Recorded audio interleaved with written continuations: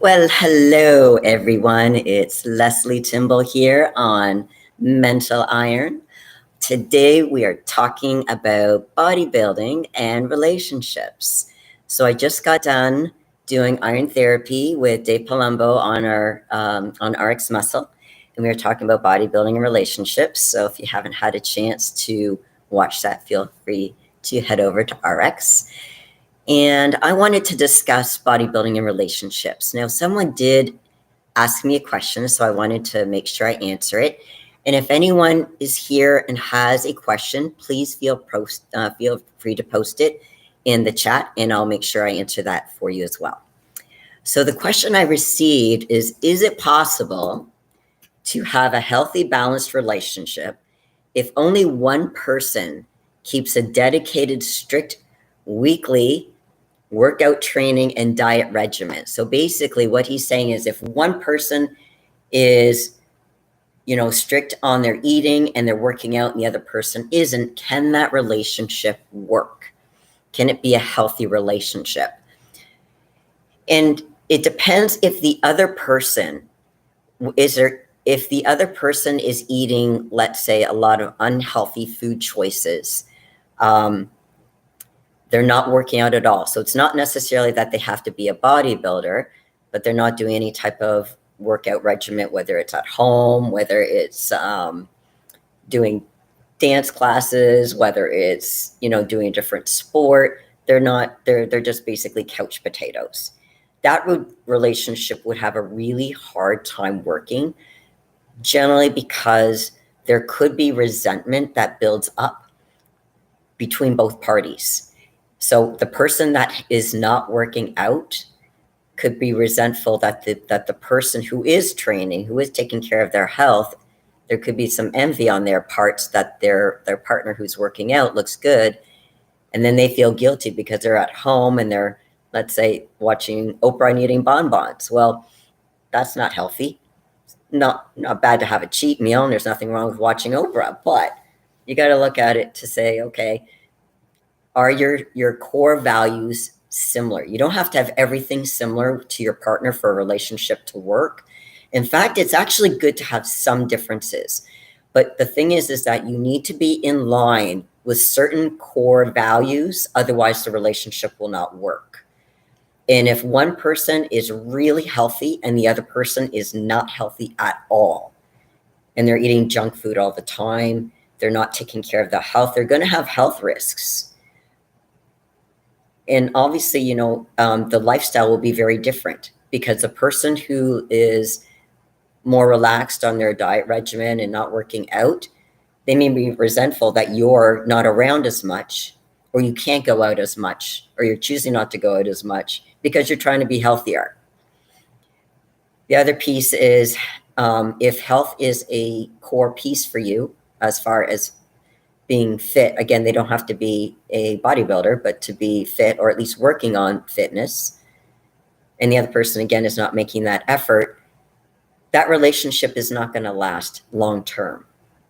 Because again, that core value is not in the line. Once again, you don't have to have everything in line, as far as you don't have to be like a male version of or a female version of your partner. But again, certain core values have to be there. Now, someone was telling me or asking me, okay, what about religion? Because, let's say one person is a Roman Catholic and let's say the other person is an atheist. Can that work? Because that's a core value, is it not? Well, it is. It is. But here's the thing. If there's a respect that, especially if there's kids involved, a lot of times, if you're, let's say you're Roman Catholic and you want to bring up your family, if you have children, Roman Catholic. As long as the atheist isn't telling the kids, no, there's no such thing as a God, and he's more open-minded. Well, some people believe that there is a God and some people believe that there's not. And it has to go both ways. As long as there's an understanding of each other, you're not trying to tell the kids one way or the other. You say, actually, here's some other religions, and educate them on different systems and let the kids make a decision at some point when they get old enough. Now, again, I want to be able to address relationships. And one thing that did not come up in Iron Therapy that Dave and I just did in our live broadcast is we were talking about personal relationships. We didn't really get into, well, there's other kinds of relationships. What about family? Not there's times I've gotten a lot of messages from bodybuilders that saying my family doesn't understand my bodybuilding. I'm just starting out. They don't get it. They think I'm being too obsessed with this. I'm like, if you want to be a serious bodybuilder, you kind of got to be obsessed. And I don't mean you can't have anything else in your life. I mean you have to be dedicated and having certain routines, like eating, every 2.5, 3 hours a day if you want to build lean muscle tissue. If you're trying to bulk and I use this word bulk, and I want to be very clear about this. Bulk does not mean eat whatever shit you want. Okay. In your off season, when people say bulking, doing a cleaner bulk is better. It doesn't mean you can't have some shit foods, but you need to have your core meals there, your lean proteins, your veggies and your healthy fats. Bulking, you just have more of those things and more carbs to help fuel you so you can lift and you can be stronger in the gym. Doesn't mean you can't have the occasional burger and fries, or if you like ice cream, if you're like me, I like ribs. You can have that once in a while, not every day, but once in a while, yes. And you keep on schedule, and you don't miss out your training sessions. Now, if there's a vacation, a lot of places will have, a place where you can do vacations. I remember, when I was doing a camping thing. I'm not really big on camping, just so you guys know. We used to have, I'll call it glamour camping. So it's like an RV. That I'll do.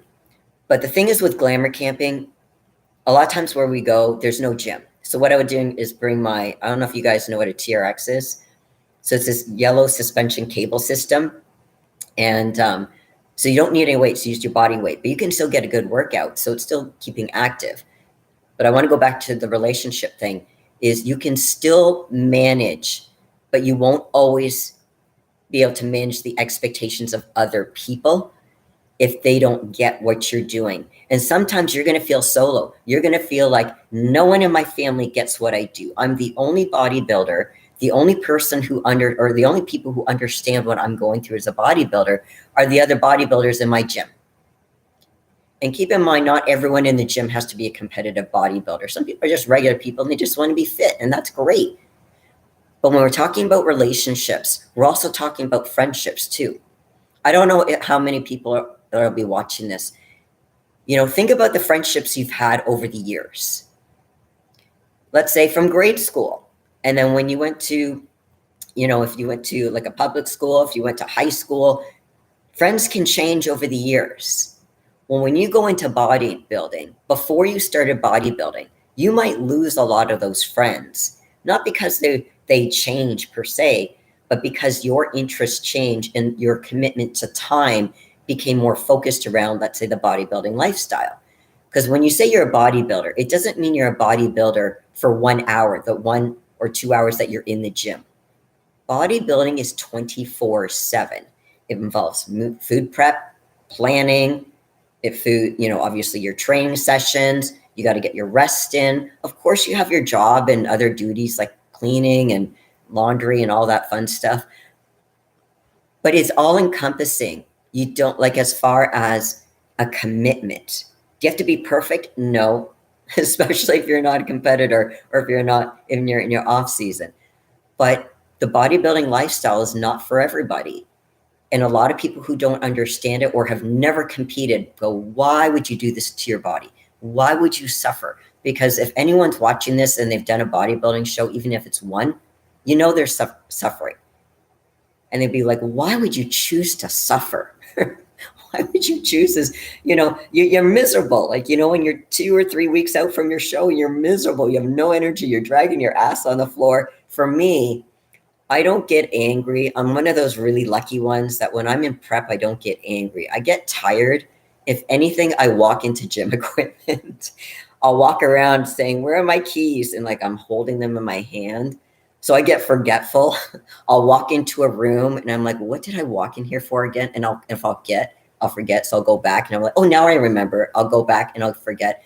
So that's what happens to me. I get forgetful and I get really tired, but I don't get cranky, but I do get forgetful. So, that's for me. I'm lucky. I don't get cranky.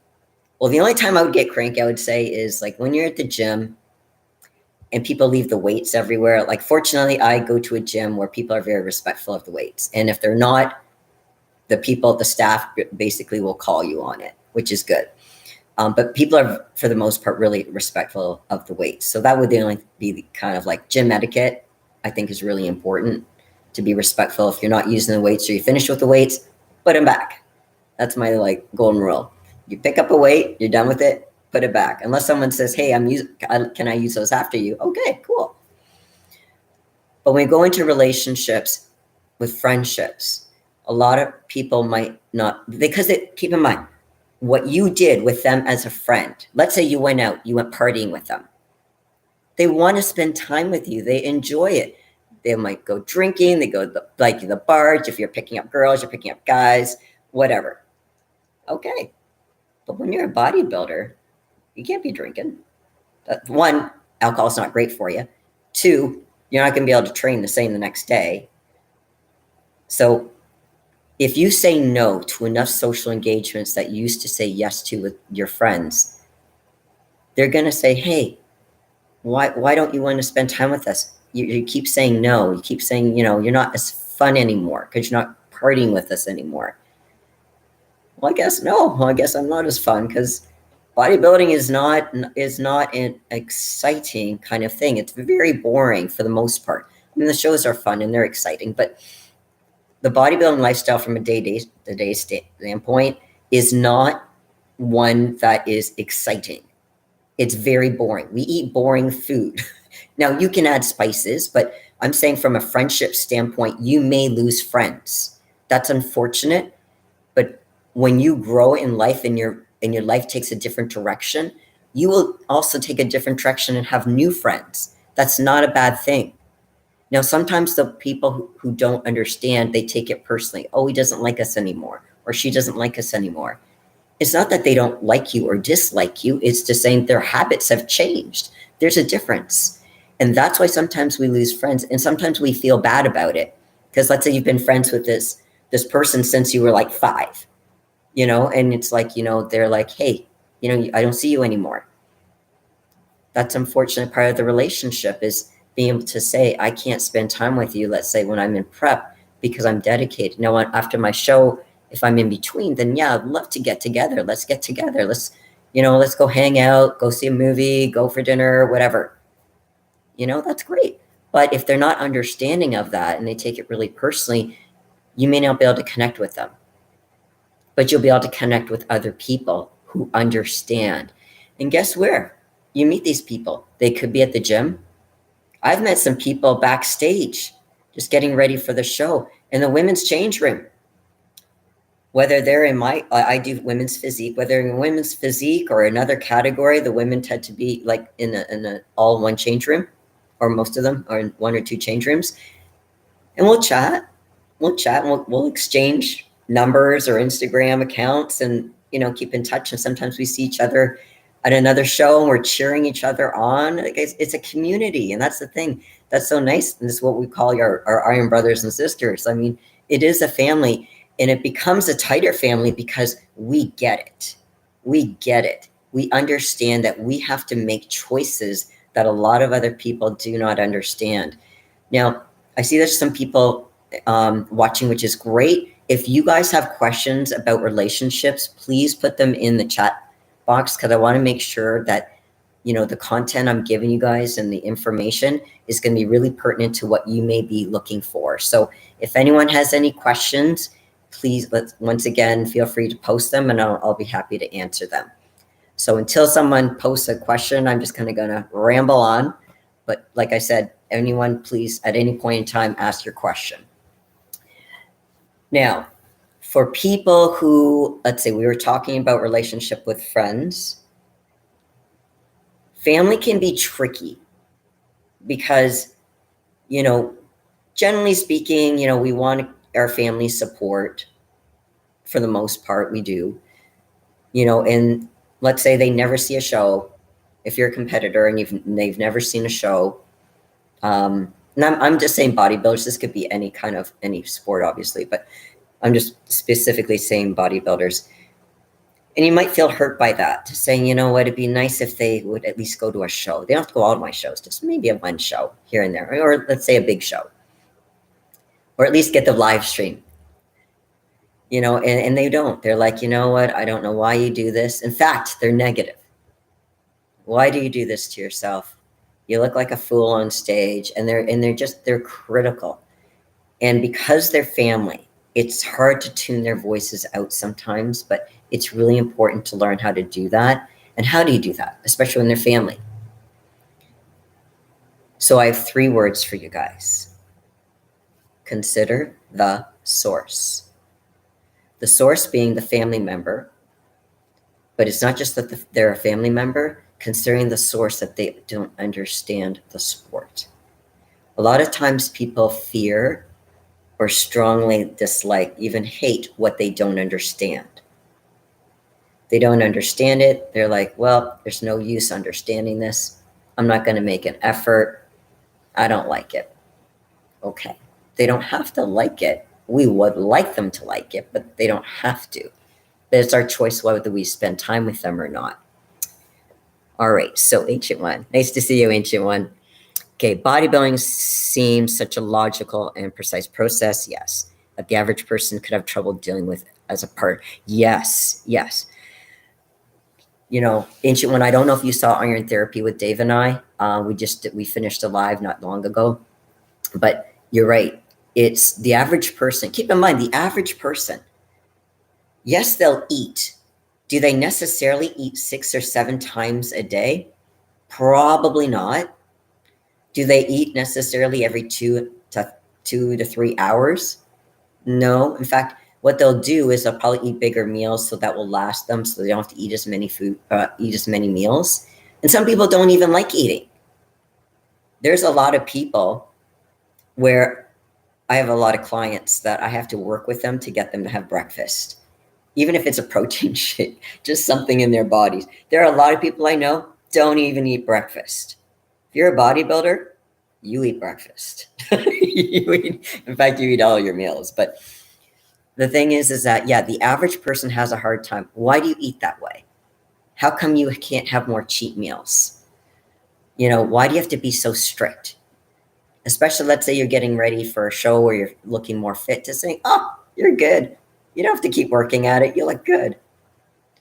There also could be some jealousy that when you get to a certain physique, that I'm not saying you're rubbing it in their face. In fact, as bodybuilders, we feel like we look like shit. It doesn't matter how good we look. We feel like we look like shit. And that's another podcast or another live I can do. But it's, other people may think, oh, you probably perceive me as this fat slob. We don't, unless they're really big and we're worried about their health. But they feel that we're judging them because that they're sometimes the stricter we are, the more they feel like shit. It's not that that's why we're doing it, but that's how they can perceive it. So perception is not necessarily reality. And they have a hard time understanding that. Oh, thank you. I'm glad you liked the stream, Pain Like Pain. Welcome back. So the thing about relationships is really tricky. And again, this is just the eating. What average person doesn't like to go out to eat? Go to a restaurant. And I'm not talking about having a chicken Caesar salad, even though Caesar salads technically with the dressing is off limits. But when I go to a restaurant, I'm not ordering chicken. I'm just saying, as a bodybuilder, if I'm allowed to have a cheat meal, the one time I would have chicken is Popeye's chicken. Do you guys have Popeye's chicken in the States? I'm in Canada, so I don't know. Can someone put down, do you guys have Popeye's chicken in the US? Do you know what I mean by Popeye's chicken? You guys have there's Kentucky Fried Chicken, but I like Popeye's chicken better. No, not Popeye's, the supplement store, the Popeye's chicken. Anyway, think of it, yes, you do? Okay. So Popeye's chicken is the only chicken I would have as a cheat just because of all the batter and stuff on top of it. And I would get the dark meat because it has more calories. I just like dark meat. But no, when I go to a restaurant, I'm not a salad girl. In fact, I purposely will not order a salad. What I'll get is probably, do you know what'd be really cool? I'm in prep right now. I can talk about food all day because I'm in prep. Loaded potato skins. Where's a place in the States that has good loaded potato skins? Not loaded potato, loaded potato skins. I can make them homemade, but that's a lot of work. But loaded potato skins, that would be a really good appetizer. And then ribs and fries, the skinny fries, and maybe even gravy on that. Yeah, that sounds good. Anyway, how did I get on this topic? Okay, sorry guys, have a little bit of prep brain. Getting back to the question about the eating. Yes, I know, I can get distracted with food. Food and the average person. The average person likes to go out for dinner. So, yeah, fries and gravy. Oh. Do you guys do poutine in the States? I don't have to do poutine, but I do like poutine once in a while. Do you know what poutine is? They had these it's like cheese curds with the fries and gravy. I think it's in Montreal. It's a French Canadian thing. But okay, getting back. Sorry, guys, I'm getting distracted with food. We're talking about food, especially gravy. Yeah. Okay. All right. So simply it's mostly crap. Okay. Some places. All right. Good poutine. Where would good? There's a couple of good poutine places in Canada. Go to Montreal. Oh, do you know what's really good? You guys have Reuben sandwiches. Reuben sandwiches. They have like sauerkraut, Thousand Island dressing. What else goes in there? On rye, usually rye bread. Warm it up. Okay, this is what normal people do, I think. I don't know if you guys have Reuben sandwiches. Okay, good, cool. But Reuben sandwiches, I mean, again, going out for dinner. A lot of people like to go out for dinner. But when you're in prep, not so much. And when you do have a cheat, it's not usually that kind of food. It's usually a burger and fries if you're able to do a cheat meal once in a while. Again, depending on what your coach is saying. Now, Black Russian, yeah. Sounds good. All right. If we ever do like if I ever get a booth one day at the Olympia, I'm gonna be serving like Reubens and stuff. I'll make like an iron therapy burger or Reuben sandwich, actually. Mental iron sandwich. That would be cool. Mental iron, Reuben. Okay. All right. Yeah, cheap mood. Oh yeah. Yeah, cheap. Yeah. But also baked goods. Who doesn't like baked goods? Whether they're croissants, whether they're cookies, brownies, fudge, peanut brittle.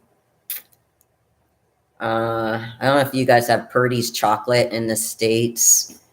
Purdy's chocolate, they have these things called Sweet Georgia Browns. They're like a turtle, but it's even better than a turtle.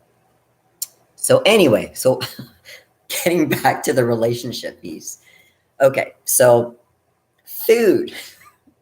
This is what normal people do. They can go out and enjoy different kinds of foods that are not exactly healthy.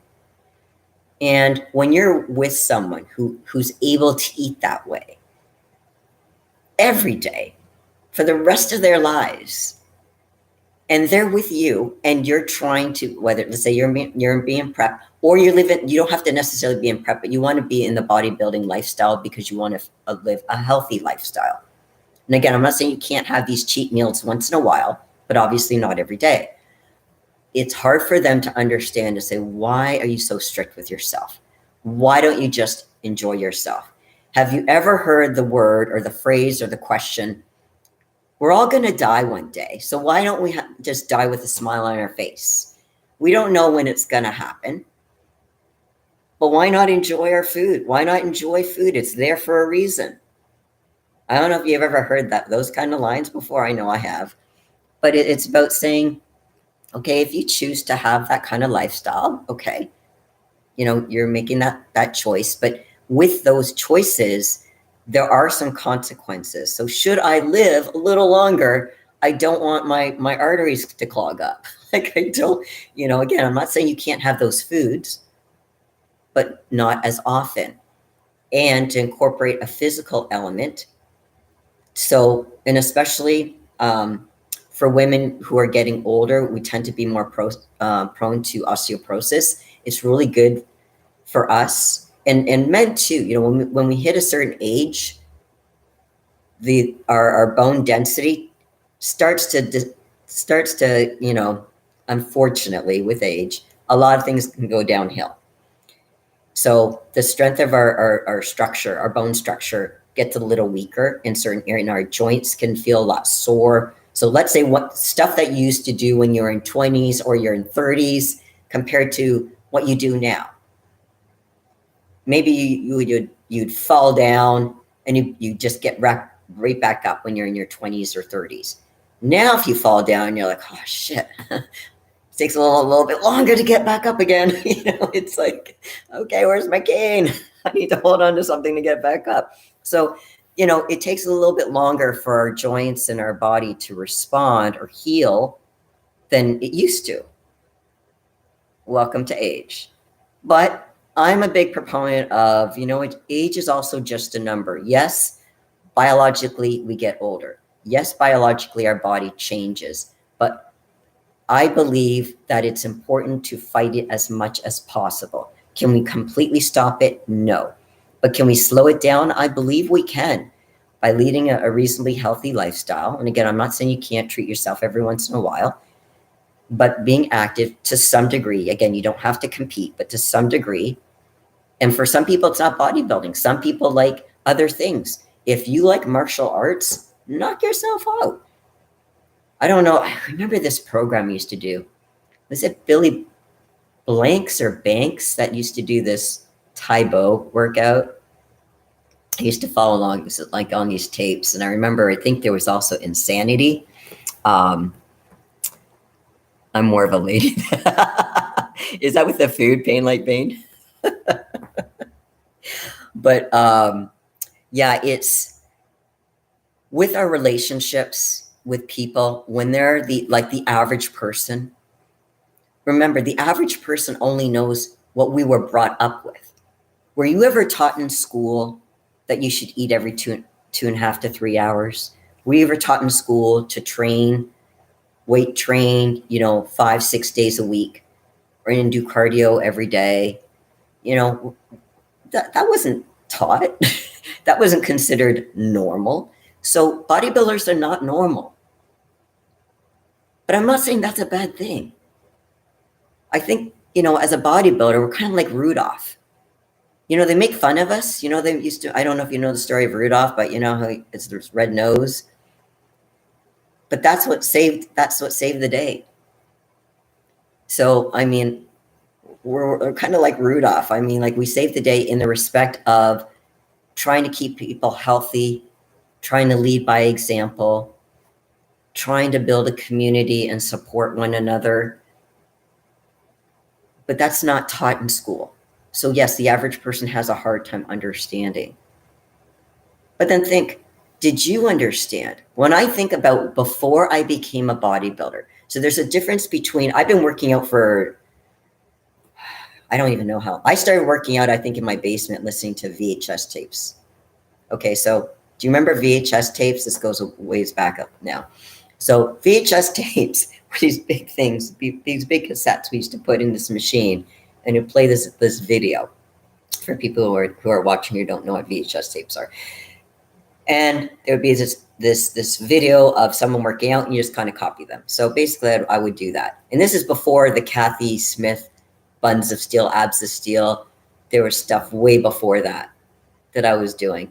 But I remember even when I was back then, even though I was working out, there's a difference between working out and training. Working out is trying to be fit, which is still really important. I think that's really good for people. And then training is having a goal. Training is There's a regimen of what you follow. You know what you're doing, what exercises, what order, how many reps, how many sets, what you're doing the rest of the day of the week. So it's having a plan. So it's a workout plan, but it's more regimented, and it's not just walking in, oh, let's see what equipment is available and I'll do that today. No. Not when you're training. When you're training, you know exactly what you're doing, what you're there for. Now, if you have an injury, I'm not saying you can't improvise, but I'm saying you know exactly what you're doing. You know if it's back day, you know if it's leg day, you know if you're doing an upper or lower body split. You know exactly what you're doing. It's a very planned.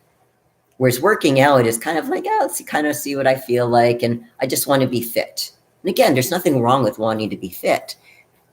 Yeah, Jane Fonda. I remember Jane Fonda. Yeah, Denise Austin, Gilead in 20. Oh, yeah, I remember the 20-minute workout. Yes. And also later on, I did Insanity. I did the P90X. What was P90X? Was it Tony? I can't remember his last name. Tony something or other. I think. This is age. This is what happens when you get older. Your memory goes a little bit. But yeah, a lot of good workout tapes. Horton, thank you. Tony Horton, exactly.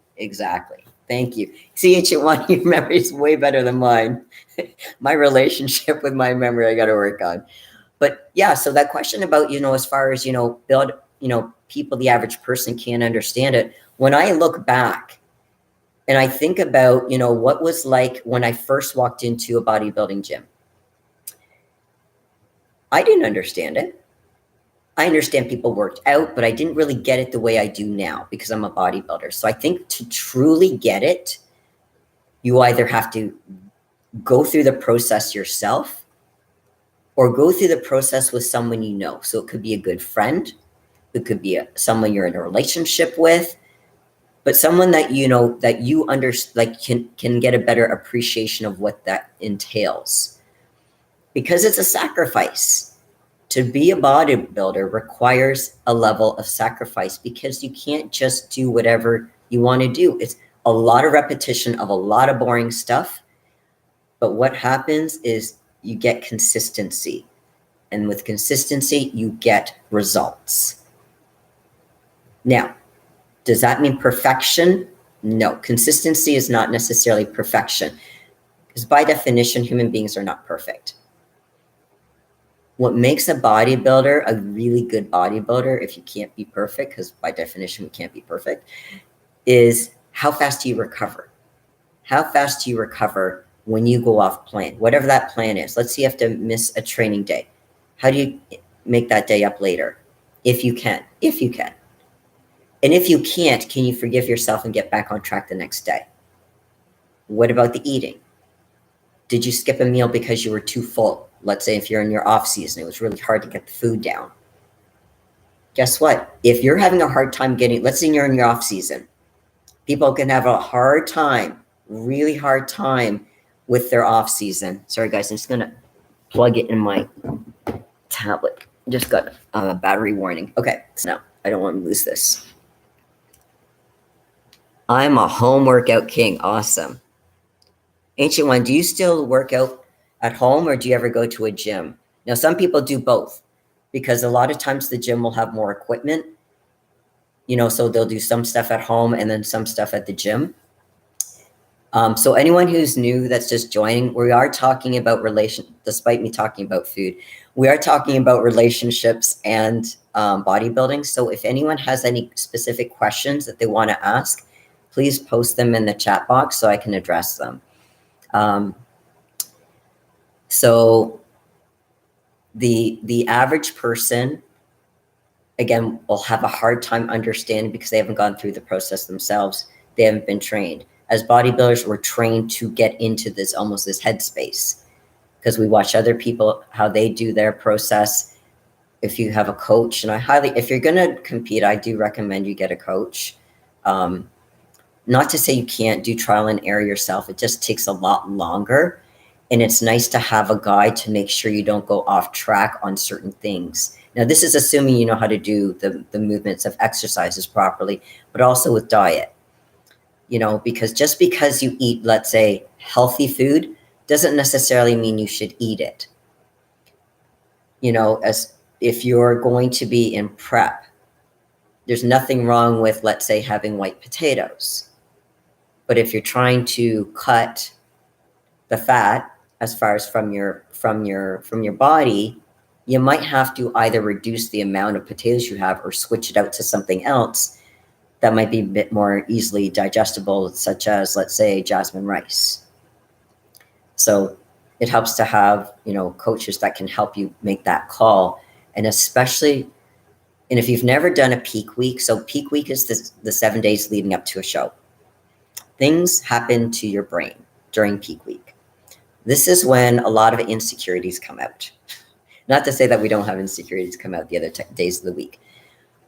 But when you're in a relationship with someone and you go through peak week, not only do you need to be informed, but your partner needs to be informed too of what to expect. They should actually be informed of what to expect when you go through a prep period. But peak week is very challenging, especially the first part of the week before you start carbing up, because you feel so crappy. Does anyone remember Skeletor? Okay, so he's this cartoon character. So basically you look really, your face gets really more hollow. You look gray. Well, I know I look gray. You'll get to see me as I get closer to my show, how gray I can look. So I kind of look like death, but I'll be a talking little skeleton. But so as we get closer to show, the energy is so low because you're so depleted. Your fat's really low. You don't have a lot of energy.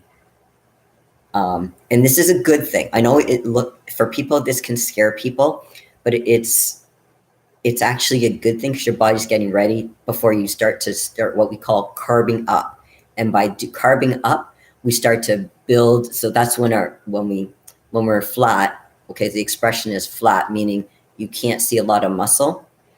When we have the carbs, our muscle starts to all of a sudden bubble back up. And you're like, oh, we got shoulders again.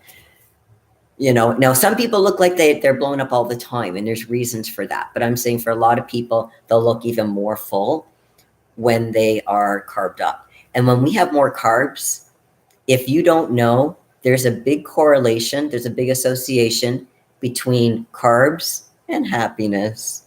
So if you have a lot of carbs in your system, a good amount of carbs, life is good. When you don't have a lot of carbs in your system and they're super low, life is a little challenging, shall we say. And remember, the calories go down too. So the energy, let's say for your partner, they might be just asking, let's say, an innocent question. They're trying to be supportive and they're saying, hey, how are you feeling today? Again, they're trying to be nice. They're trying to be supportive. They know you're going through a tough time, and you might bite their heads off. You might be saying, how do you think I'm feeling? Again, I don't get like that, but I know I hear stories. It's important that that partner is educated, and it's hard not to take that stuff personally. It's peak week. It's not truly, remember, that's not how they really are. Because if they were really like that, they would be like this all year round, not just, the final weeks before a show. So I think what I would love to do, I don't know if I would love to do this. There's a few things I wish the IFBB could hire me for. I wish the IFBB could hire me so I would show up at athlete meetings and be backstage on show day for various shows to show support for the athletes.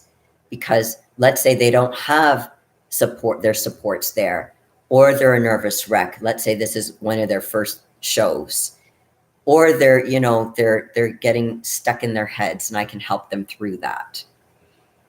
But I would also like to help educate people who are in a relationship with bodybuilders to help manage their expectations and give them support while they go through this process. Because it's not just, again, when we were talking about bodybuilders making sacrifices, of course we make sacrifices, but so does every damn person around us. It could be our coach. It could be the fellow gym members. It's our family. It's our friends. Every friggin' person pays the price. We feel like we pay it the most because we feel it the most, but they pay a price too. And sometimes, when we're in the moment, all we're thinking about is the show. So it's hard for us to think about anything else at that moment. But I would love to support and educate the people, the loved ones, or those people around them that care about these athletes to say, okay, this is not you. When they're snapping at you, and I know it's a shitty thing for them to do, and I'm not saying it's right, but let me put it into context.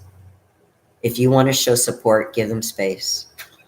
I know it's hard because they want to help, they want to show support, and they're afraid if they don't say anything, then they'll think that their loved one, let's say who's a bodybuilder, thinks that they don't care because they didn't even get asked. And guess what? Sometimes that's even true because bodybuilders, we go out of our minds and it's like, yeah, no one's asking me how I did today. No one cares. No one gives a shit about me.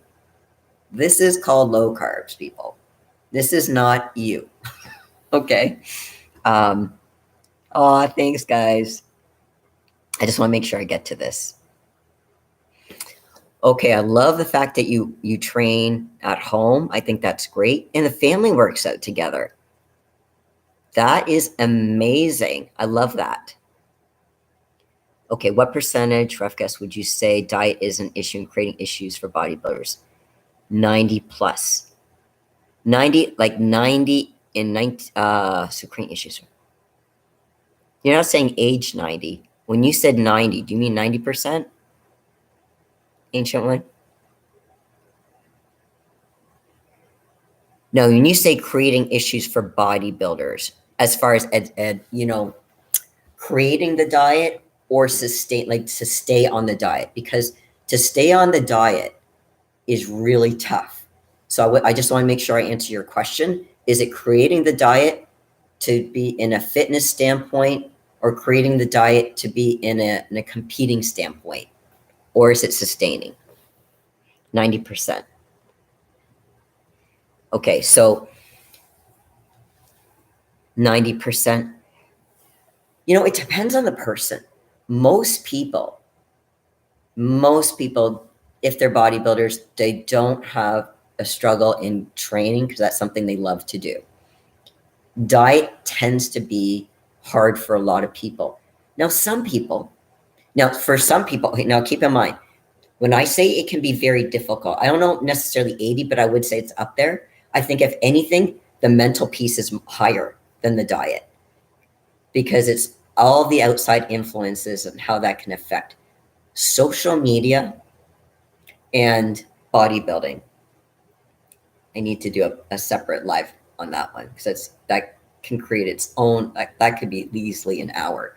But the idea is, a lot of people have a hard time sticking to the diet for two reasons. You can have a hard time sticking to the diet because, let's say in your off season, that's what you need to do to grow. But you're stuffed. You had your meal, you're 2.5 hours ago, and you're still stuffed because you still have a whole bunch of rice. You had let's say 600 grams of rice. I'm making this number up. I have no idea. I've never had 600 grams of rice. But for big bodybuilders, they have a lot of rice, let's say, and they're still full. I would say for the next meal then, have a shake.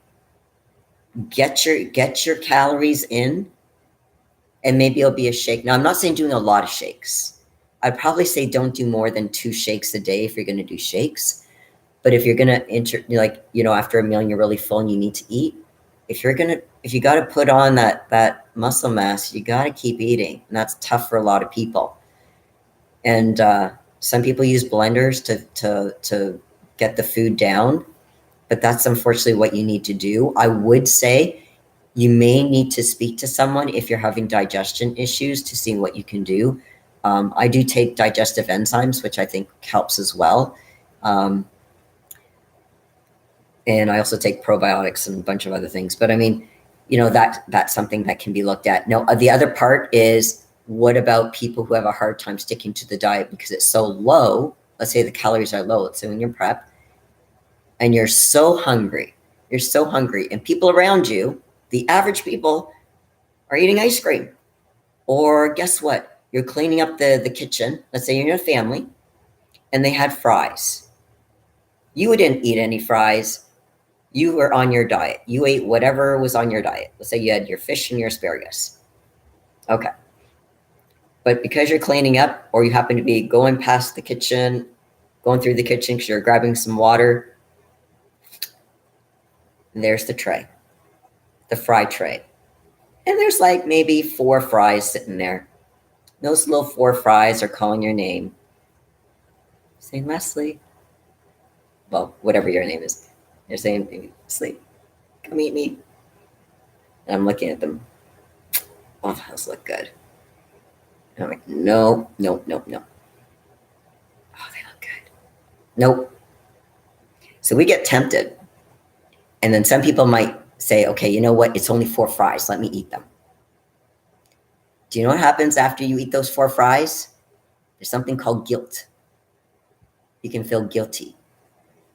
So what I tell people is just saying, okay, guess what? You gave in to temptation. Congratulations, you're a human being. Let's get you back on track.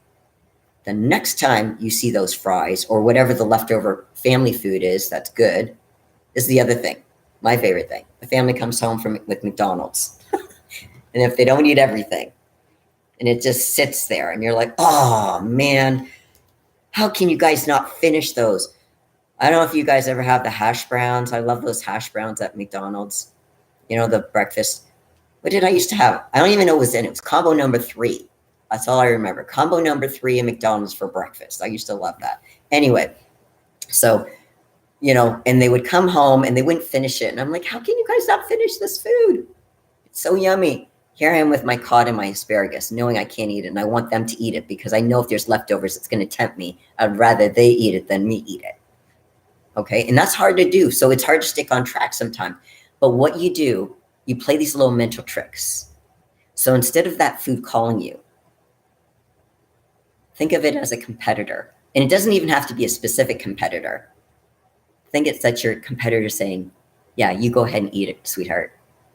I'm going to kick your ass on stage. You go ahead and eat it. And then what you're going to do, you're going to take those fries and you're going to throw them in the garburator or the organics or the garbage, wherever you live. But you're not going to touch them. So it's learning how to navigate that. So it can be hard, but you can work through those eating challenges. Now, if there was a different eating challenge you were referring to, Ancient One, let me know what that is. I just want to make sure I cover this all. Gear usage caused me issues, mainly trend of, yeah. And you know what? We talked about how trend can affect people. Now, keep in mind, depending on the quantity, now some people shouldn't even touch trend.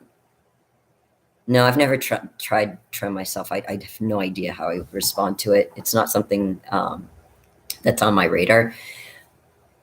I tend to do like the low, very tame stuff anyway, because I don't want to go to that level. But no, can it affect people? Absolutely, absolutely. So it's just saying, can you do a show without doing trend? Yeah, you can. Keep in mind, what are PEDs supposed to do? They're not supposed to do the work for you.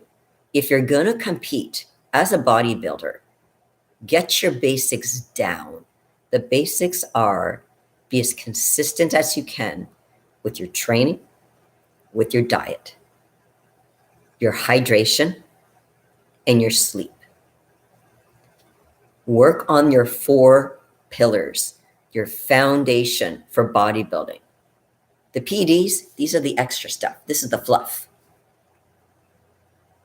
Think of it, I'm sorry guys, this is where my head's at. 4 scoops of ice cream. The whipped cream is the extra stuff. That's the trend. Sometimes you can have ice cream and not have trend. You know, it's still good. It's still a good Sunday. You don't need trend. Now, if you're a person who's like, you know, I take lower doses of trend and it helps give me that little extra edge and it doesn't affect me in a negative way. Okay. But if you find something that doesn't work for you because of the way your body responds and it makes you, let's say, an angry person, or if it makes you more, as far as sexually active and you might cheat on your spouse or your partner, or you're just more, let's just say a lot of your inhibitions are out the window. And normally you're not like that kind of person. If you're turning into someone you're not usually, I'd say probably get off the stuff, and don't use it for your next show. Because if you're relying on Trent doing the work for you, those 4 pillars could be improved upon. Now, the other piece, staying on diet, creating mood swings. Yes. So creating mood swings. Okay, so staying on the diet can be tricky. It's important to also have, now you don't have to, and when I say have a coach, the coach can help fine tune your diet to make it a bit more interesting so you can stay on plan a little bit better, because you can switch foods. Let's say you're getting totally tired of chicken. Chicken and rice tends to be a big staple with a lot of bodybuilders. But does it mean you can, is it possible to do a prep and never have chicken? Yes, it is. Let's say for whatever reason, you're like, I'm just so chickened out. I don't want to eat another piece of chicken. Okay. Let's look at alternatives. Chicken isn't the only protein source. It's a good one, but it's not the only one. There's other sources of lean protein out there. It's about mixing it up, but being smart about it. And obviously the quantities have to be on point. So if you have like 4 ounces of, let's say, chicken, if you're going to substitute it, it's not necessarily 4 ounces of another protein source. It depends on the breakdown of the protein. And then you can either do if you know the macros for it, do the conversions yourself. Or again, if you want some ideas, check with a coach. It's worth it. And also the accountability. Knowing that you're checking in with a coach can also help you stay on track. Knowing that you're going to report that day, whether it's once a week, twice a week, because it's not just here's my weight, coach. It's here's my weight and here's my pictures. And some will have you do posing, so you got to make sure that's on point. But here's the other thing. Let's go back to the relationships. It's not just that they may think, the other person may think, okay, you know what? Bodybuilding is selfish because we work on our needs versus the person in our life's needs. Okay, that's true. Hopefully when you're off season, that can be reversed and you can show some more time with your partner, with your family, with your friends, when you're off season. But going back into the food piece, they may not understand because they're able to eat whatever they want. I was going to go down different, the mood swings. And this is also where educating people who are trying to understand but have a difficulty understanding the bodybuilding lifestyle would really come in handy. I would love to do some stuff with people about this and do some group work, because I think that's really valid to kind of educate both the bodybuilders as far as what to expect, especially if they're newer to the sport. Mood swings.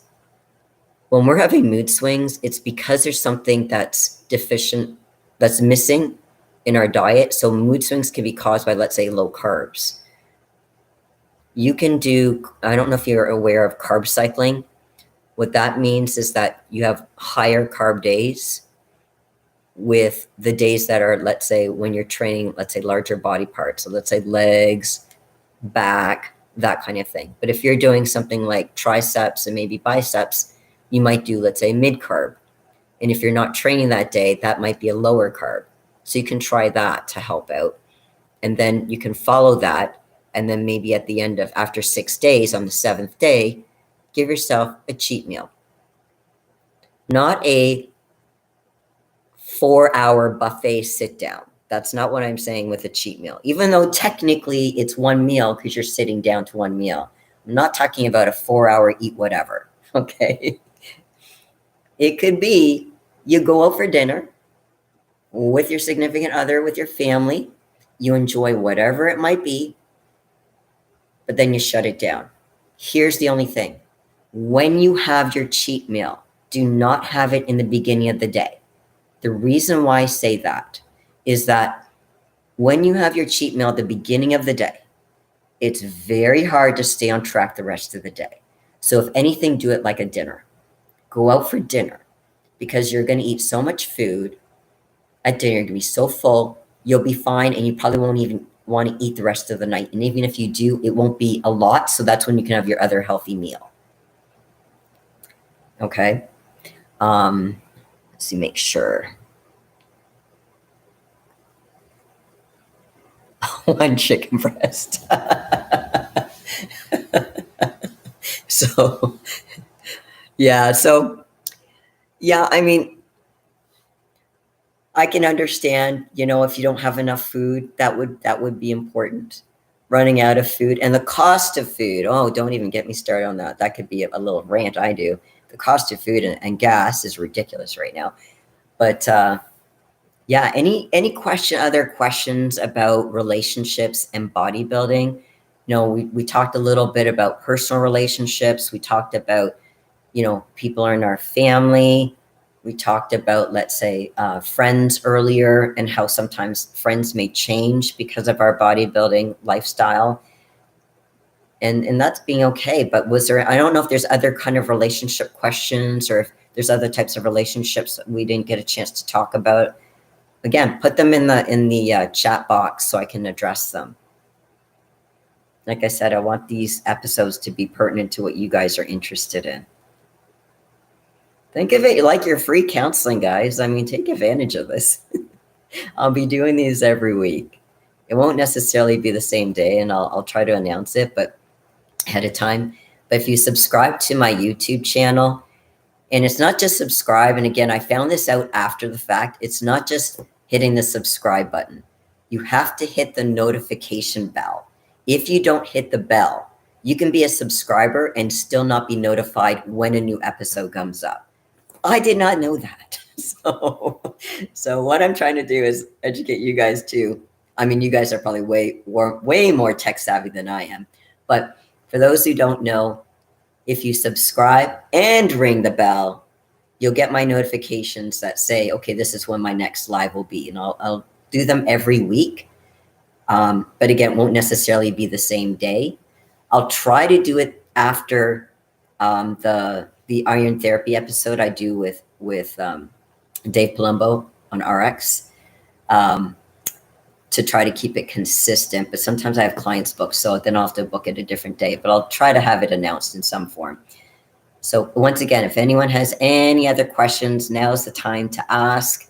If not, I'll probably wrap up. But again, post your questions. I'm happy to address them. Let's see.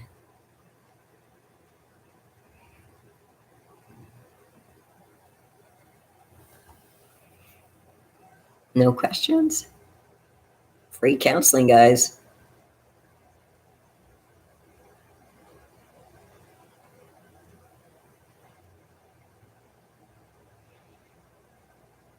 Okay, so what we'll do is this. If you guys think of a question, we call it Murphy's Law. I don't know if you guys call it Murphy's Law in the States, but what Murphy's Law is, if you think of a question after I end up, closing this live stream, just post it below in the comments, and I'll answer it in the comments below. And if there's a lot of questions, then I'll open up another live and I'll address them live. And then you can check the answer at that point. Okay, food and diet. Yeah, I mean, for people to understand food and diet, I didn't, like I said, before I got into bodybuilding, I didn't understand it myself. I had to go through it because I didn't know any bodybuilders at the time. I only met bodybuilders when I started to become a bodybuilder. So, that's how I came to understand it. So, because I lived through it, and then I had a much better appreciation of it. So I think, some people will pick it up and will understand. So it depends on the other person. Again, you don't have to be dating a bodybuilder for them to get it. I think you can be in a different sport or industry. It's just understanding the commitment involved. It's just a different type of commitment. Now, some people will not get it, but can they, as I mentioned in the Iron Therapy in the episode I did with Dave earlier today, what it comes down to, whether you're bodybuilding or not, where's the communication? Is there respect? Is there an understanding? You don't have to be the same, but is there that understanding? You know what? We do check-ins with our coaches, let's say at least once a week. What about doing a check-in with your significant other once a week? Now, this does not mean you don't talk the other 6 days of the week. Let me just be very clear about that. So let's talk about, okay, so I'm going on, but I want to give you guys a strategy.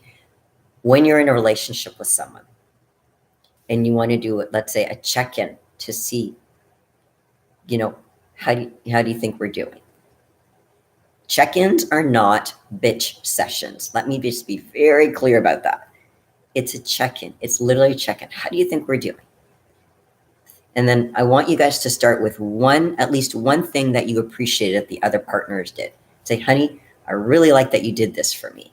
That you knew I was running down, I don't know, you did some grocery shopping for yourself, but you remembered to get me some chicken and rice or whatever. I was very thoughtful, thank you.